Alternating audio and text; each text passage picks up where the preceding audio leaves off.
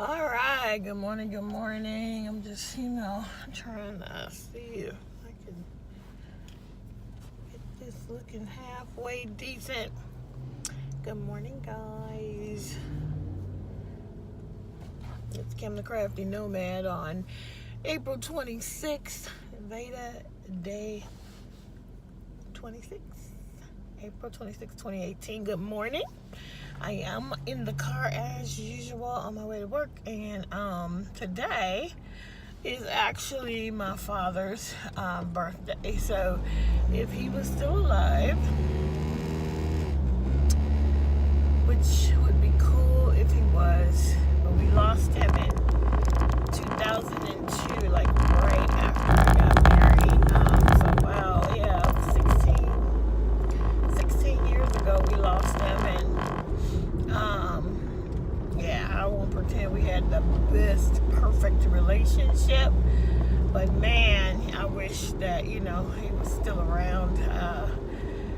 No one has a perfect relationship, right? We didn't have a bad relationship. I just know it would have gotten better as I got older and more mature. There are things that wouldn't have been that big of a deal to me by now if he was still alive, that were such a big deal back in the day. My coffee, I haven't eaten anything yet. I'm just going to eat in the cafeteria at work. But yeah, my father was born in 1933. So he would be, 87 or so right now, I think. 85. He would be 85 years old if he was still alive. And boy, would I have loved for my son to know him and for him to know my son. He would have loved him. I mean, my dad didn't have any boys, and now I have a son and my niece, his only, grandchild that he had a long-lasting relationship with. She has a son, so he would have so enjoyed both these boys, and so that would have been cool. But such is life, right? Anyway, today is a good day, and I think, when I think about my father always wore shades. He always needed glasses. We all need glasses. So he always wore prescription shades, and when he was a young man, like, people would come over, and I think even our friends would say, he reminded them of Ray Charles or Stevie Wonder, because of course these guys are blind and they wore shades all the time, and so did my dad. So he was like a cool dude, and he had his ears pierced. So my dad he wore a diamond encrusted hoop in one of his ears, and my husband's ears are pierced. And when we got married, he doesn't wear his earrings anymore, but when we got married, I wanted him to wear his earrings. So he wore, on our wedding day, he had on his earrings. He had on diamonds, I think. So yeah, super cool. Anyway, so yeah, and I also know for sure that my father and my husband would have gotten along, because if y'all don't know anything about Chicago sports fans, let me just tell you, they are diehard, and they don't care if the team is winning or not. They are diehard fans, and my father was a diehard Bears fan, and so is my husband. So I also wish that my father would have had a chance to really get to know Steve. He met him for sure. He knew, but he died so soon after our wedding that they never really got to know each other. But that's one thing that they have 100% in common. I don't think my dad was really a Cubs fan. I don't remember that at all. I just remember buying a ton over the years Bears gear, and jackets and a lot of Father's Day gifts Bears themed. And my dad my husband is the exact same way. And I remember my dad just he would have one of his friends over. They'd be watching football and hollering and screaming and, at the TV. And my husband is way more reserved, but he is a diehard. And see, I'm like a fair weather fan. I'm not really into sports, so I'm totally fair weather.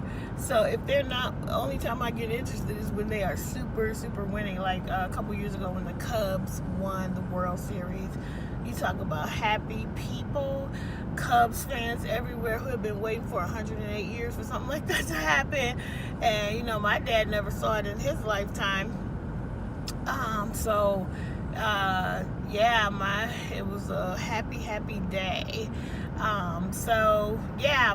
They would have got along really well when it comes to sports. So, that's one of my main memories, of my dad. So, yeah. Anyway,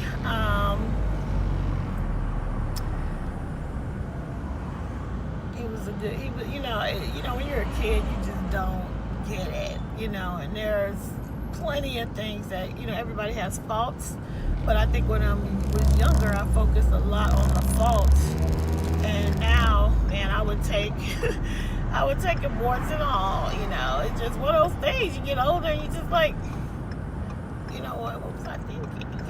It wasn't like a horrific relationship. I just think I didn't appreciate him as much. Even my mom too. I've always appreciated my mother, okay? I definitely had my issues as a teenager, like most young adults do. But my mother is, I would say my biggest fan and my greatest support.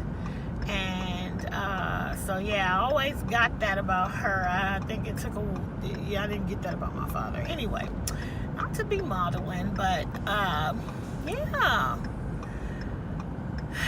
what about you guys?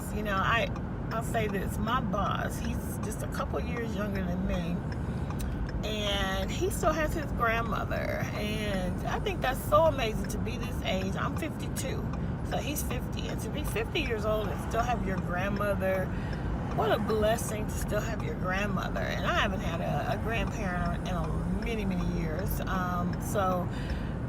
What about you guys? Do you still have your grandparents? Do you get to spend time with them? It's like one of the things that I wish for my son. Like, I guess that's one of the things when you become a parent late in life, that's the thing that maybe your kids might lose out on, and that's having a great, awesome relationship with a grandparent. And then the other thing is, things are so different now. I grew up with my grandmother in the house with me, and the day she died when I was 23 is the first day I knew without her. Whereas my son, his grandmother lives, halfway across the country, so he only gets to see if we visit her or she visits us. And I think her days of visiting us are pretty much over. So anyway, he's kids don't get to, we live so far away from our families. A lot of us do these days, and that's one of the things that I kind of wish was different. I don't want to live in Chicago anymore. But I wish there was an easy way to get to my mom. Like, I don't really want to raise my son in Chicago. I grew up on the south side of Chicago, and it was a good upbringing. Things are so different now. And raising an African American young man on the south side of Chicago is just really challenging if you want to raise him to be something great. And I think I would be worried all the time. Not that he couldn't get hurt and things can go wrong anywhere, but also what I appreciate about living here in Southern California is the diversity that he gets to experience that I never got to experience. Chicago is a very, very segregated city. It still is a very segregated city. everybody lives in their own neighborhood, so you can grow up your whole life, and if you never leave your neighborhood, you never interact with anybody other than people who look just like you. And that's pretty much my experience until I got to college, and I purposely chose not to go to a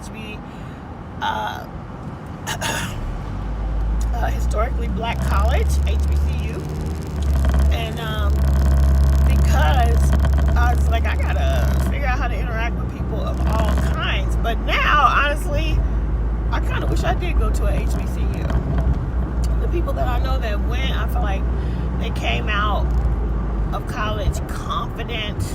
I came out of college broken. And I think that there's a confidence that they build. It builds in you to go to a HBCU. So if my son wants to go and he can get a scholarship, I'm all for it. I'm all for whatever he wants to do, really.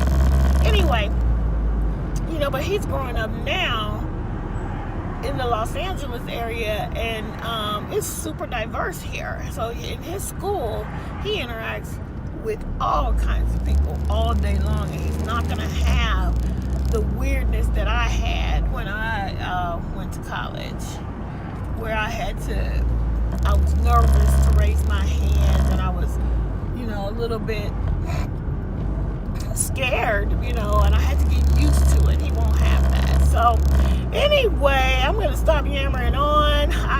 This is Veda day 26. I have talked for 11 minutes, and tell me what how did you grow up? Did you grow up in a diverse situation, whatever your culture? Did you grow up around all kinds of people?